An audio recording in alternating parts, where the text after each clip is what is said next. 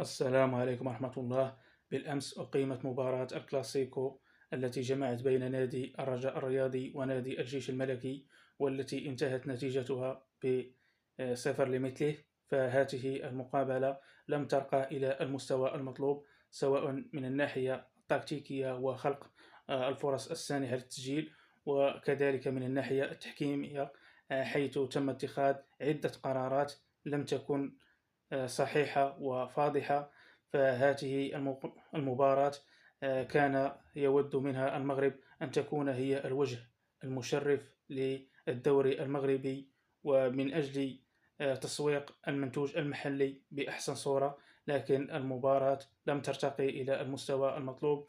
لذلك يجب إيجاد حلول، سواء من الناحية التحكيمية وكذلك من ناحية الفرجة. والسلام عليكم.